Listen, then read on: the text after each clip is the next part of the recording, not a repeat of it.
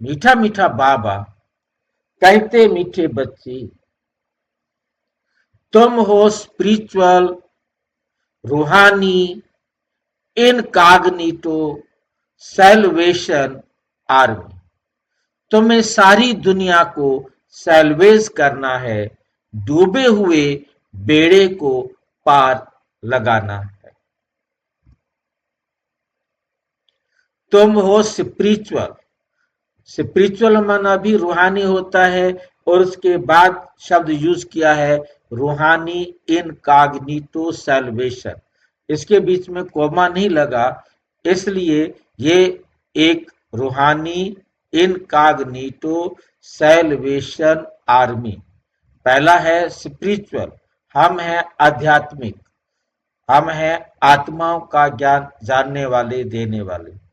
तो अगला जो शब्द दिया है रूहानी इनकॉग्निटो सैल्वेशन आर्मी, ये चार शब्द इकट्ठे हैं और इनका मतलब है, इनकॉग्निटो का मतलब होता है जो दिखाई ना दे, अव्यक्त, अशरीरी। इनकॉग्निटो, रूहानी इनकॉग्निटो सैल्वेशन आर्मी। इनकॉग्निटो का अर्थ गुप्त भी लिया जाता है, जो दिखाई नहीं देती। ये एक ऐसी आर्मी होती है, सैल्वेशन आर्मी, जिसका काम किसी को पता है, बताएगा? Salvation army, incognito salvation army. भाई जी, ऐसी आर्मी होती है जहाँ जिसको जिस चीज की जरूरत होती है ना, वो ये वही काम करती है उनके लिए। हाँ, मतलब ये ऑल राउंड, शुरू से लेकर फ्रॉम द बिगनिंग, जब कभी कुछ कहीं हुआ ही नहीं, परंतु पहले से ही प्लानिंग करती है कि यदि हमारा किसी से युद्ध हुआ तो हमें वहां पर कैसे उसका सामना करेंगे। जब युद्ध हो जाए तो उस समय बंकर नहीं बनाए जा सकते, उस समय रोड नहीं बनाए जा सकते, वहां तक पहुंचने के लिए रास्ते नहीं बनाए जा सकते, उन तक वहां तक सामान नहीं पहुंचाया जा सकता यदि रास्ते ठीक से ना हो, तो लड़ेंगे कहां उनसे। तो ये आर्मी सबसे पहले सारे काम करती है, वहां पर बंकर्स बनाने हैं, छुपने की जगह बनानी है, रहने की जगह बनानी है, कहाँ उनको युद्ध कुछ दिन चले तो वह खाने पीने की व्यवस्था भी वहां पर उनके लिए करनी है। तो कैसे ये सब कुछ होगा, ये पहले से ही प्लानिंग करनी होती है। वहां हर चीज की सुविधा देनी होती है, नेटवर्क है, लाइट है, जो भी सारे साधन चाहिए वो वहां तक पहले से ही तैयार रखे जाए, ताकि वहां पर जाए तो उसे कोई दिक्कत ना हो। क्योंकि सेना तो रोजाना नहीं आएगी ना, एक खत्म हुई तो दूसरी आनी है उसकी जगह पर। और युद्ध के समय पर उनके पास जो जो सामान पहुंचाना है वो भी उनकी जिम्मेवारी होती है। और यदि वो मर जाए तो उनको उठा के लाना, हो बीमार हो जाए, एक्सीडेंट हो जाए या गोली लग जाए, कुछ भी हो जाए, उनको हॉस्पिटल तक पहुंचाना, उनके लिए कोई पत्र वगैरह आ रहे हैं उन तक पहुंचाना, मतलब हर प्रकार की सुविधा, सब कुछ करना, लास्ट तक सब कुछ समेट देना। युद्ध खत्म हो गया है तो सब सामान भी वहां से उठाकर लाना और सेट करना। ये आर्मी हमें बनाया है, बताओ हमें ऐसी आर्मी में ज्वाइन करना है क्या? अब इसे हम ज्ञान के हिसाब से समझेंगे। ये तो थी दुनिया वाली आर्मी, अब हम ज्ञान के हिसाब से देखेंगे। बाबा कहते दुनिया अपनी दुनिया से चली जा रही थी, आपको बाबा मिला, आपको ज्ञान मिला, आपने प्लानिंग बनाई, उनके लिए प्रदर्शनी लगा दी, उनको प्रदर्शनी में बुलाया और उनको समझाया।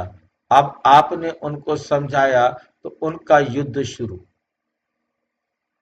जिसको आपने ज्ञान सुनाया उसका युद्ध शुरू हो गया। जिसने ज्ञान सुन लिया अब वो बेचारा ना इधर का तो ना उधर का, अब उसे रोजाना युद्ध करना है। अब युद्ध में विजयी बनाना भी आपको, ताकि वो विजय प्राप्त करे। अब विजय प्राप्त करने के लिए उसके जीवन में आने वाली जो समस्याएं हैं उनका समाधान भी आपने उनको देना। कैसे? वो अपनी कमजोरियों पर, अपने विकारों पर, अपनी बुराइयों पर, अपने अवगुणों पर विजय पाए। क्योंकि आपने पहले विजय प्राप्त कर ली है ना, तो जो आपने विजय प्राप्त की है वही अनुभव आप उनको देकर विजय प्राप्त कराने में मदद करेंगे और उनको सहयोग देते रहना है और अंत में सबको घर लेकर चलना है। किसी भी आत्मा को यहाँ छोड़कर नहीं जाना। ये हम सेल्वेशन आर्मी का काम है।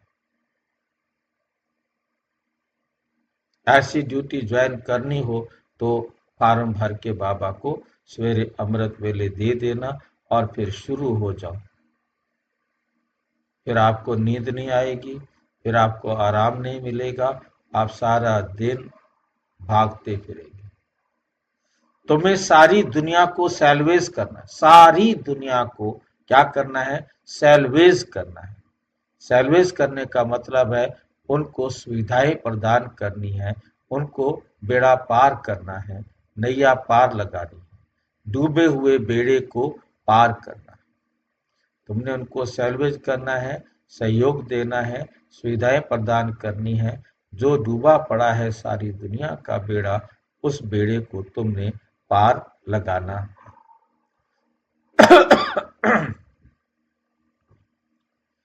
प्रश्न, संगम पर बाप कौन सी यूनिवर्सिटी खोलते हैं जो सारे कल्प में नहीं होती?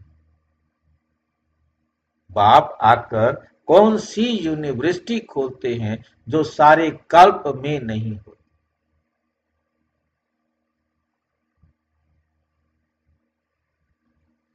उत्तर, राजाई प्राप्त करने के लिए पढ़ने की गॉड फादरली यूनिवर्सिटी व कॉलेज सिर्फ संगम पर ही होता है।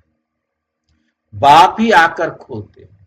ऐसी यूनिवर्सिटी सारे कल्प में नहीं होती। इस यूनिवर्सिटी में पढ़ाई पढ़कर तुम डबल सिरताज बनते हो।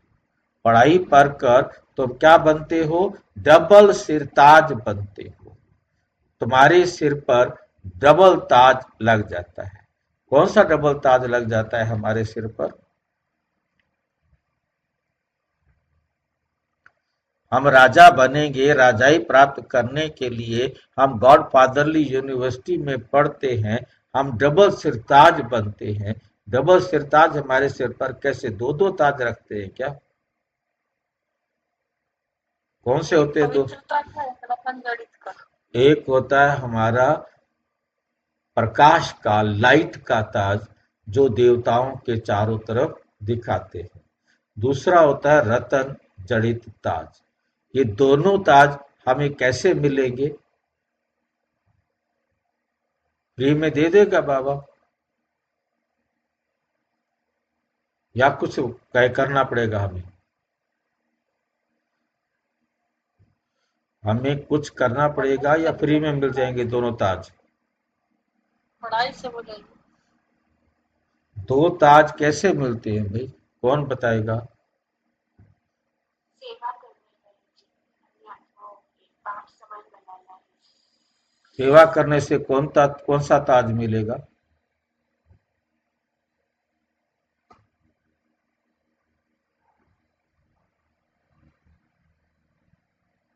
ताज का मतलब क्या होता है? कोई बताएगा? ताज का मत हाँ जी, नहीं, ताज का मतलब होता है जिम्मेवारी। ताज का मतलब होता है जिम्मेवारी।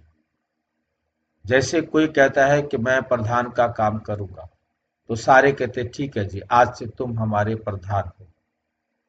अब हमने जिसको प्रधान बनाया, हमने उसको कोई जिम्मेवारी दी है ना। खाली उसको प्रधान बिठा के कुर्सी पर बैठने के लिए तो नहीं बनाया ना। उसको प्रधान बनाया है कि तुमने हमारी गली की जो भी समस्या है सबका समाधान करना है। ठीक है जी, मैं सारी समस्याओं का समाधान करूंगा, मैं भाग दौड़ करूंगा, गवर्नमेंट के साथ जो भी करना होगा करूंगा। या कोई हमारे अंदर कोई समस्या आती है, कोई भी बीमारी आती है, कोई मुसीबत आती है, डॉग है या कोई भी प्रॉब्लम्स है, उन सभी प्रॉब्लम्स को सोल्व करना सीवर की समस्या है, पानी की समस्या है, बिजली की समस्या है, जो भी समस्या आएंगी मैं उन सारी समस्याओं के लिए मैं लड़ने के लिए तैयार हूं, तो मुझे प्रधान बना दो। यही राजा का काम होता है कि उसने प्रजा के लिए सारी समस्याओं का समाधान करना है। जब आप जिम्मेवारी लोगे कि मैंने अपने इलाके के एक एक आत्मा को बाबा से मिलाना है, तो आपको राजा बना दिया जाएगा। आप गली का राजा बनना चाहते हो तो गली का राजा बना देंगे, गांव का राजा बनना चाहते हो तो गांव का राजा बना देंगे, आप राज्य का डिस्ट्रिक्ट का राज्य बनना चाहते हो, पूरे प्रांत का राजा बनना चाहते हो, पूरे वर्ल्ड का राजा बनना चाहते हो, आप उतनी जिम्मेवारी लेने के लिए आगे आओ। जितनी बड़ी जिम्मेवारी लेंगे उतना बड़ा ताज आपको मिल जाएगा।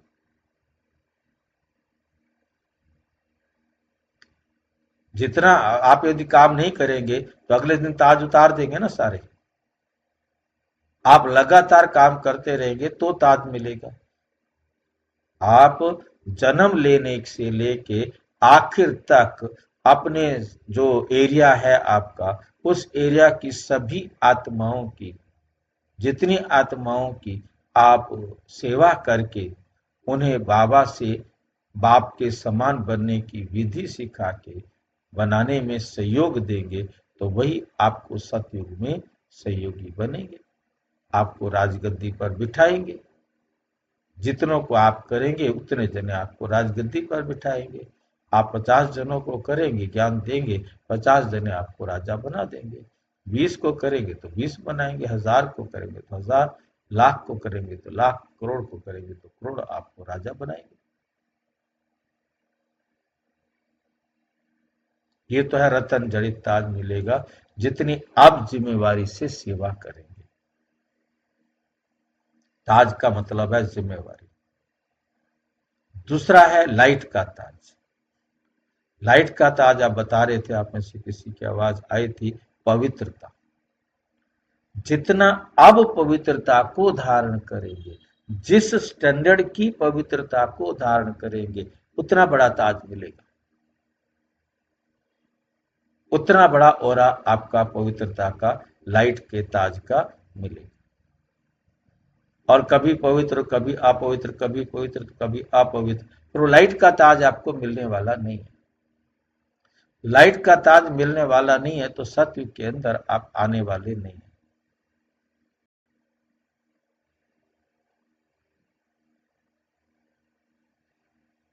ठीक है कि नहीं? सतयुग में आप आने वाले नहीं हो।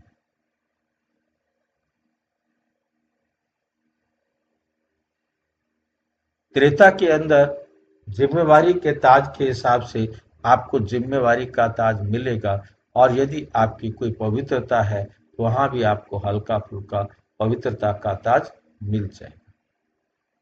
अब वो पवित्रता का ताज नहीं रहेगा जो सतयुग का पहले दिन आए थे, आप 100% पवित्र थे। धीरे धीरे आपकी पवित्रता जाएगी, लाइट का ताज भी हल्का होता जाएगा। लाइट का ताज भी कम होता जाएगा।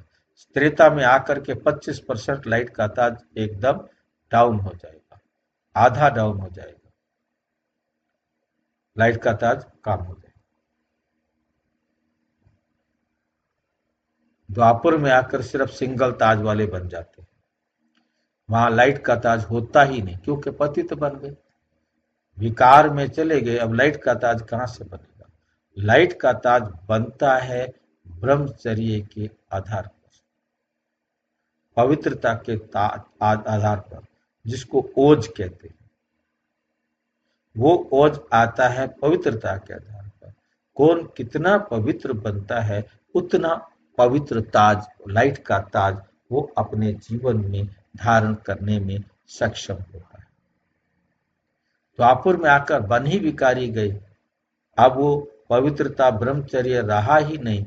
ओज, उनके चेहरे की चमक कहां से आएगी? चेहरे से चमक कहां से आएगी? वो चमक गायब हो जाए।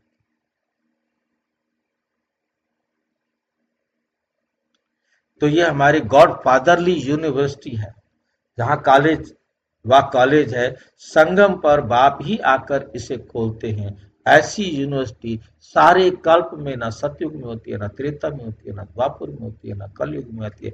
किसी को खोलने नहीं आती ऐसी यूनिवर्सिटी। सिर्फ एक शिव बाबा को ही खोलनी आती है, और वो संगम पर आकर के ही ऐसी यूनिवर्सिटी को खोलते हैं कल्प कल्प। और हमें घर से जब चलते हैं, हम बाबा को बता के नहीं चलते, बाबा भी हमें आगे के लिए कोई अलर्ट नहीं करता क्या करना। फिर आ करके इस समय बताते हैं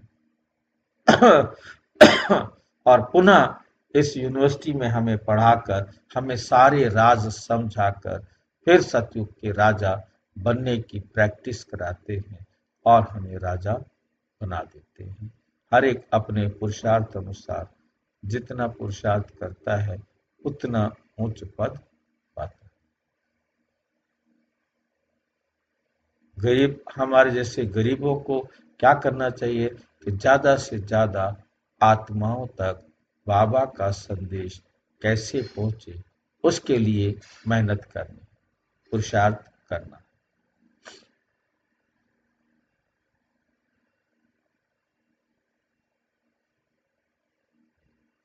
ओम शांति। मीठे मीठे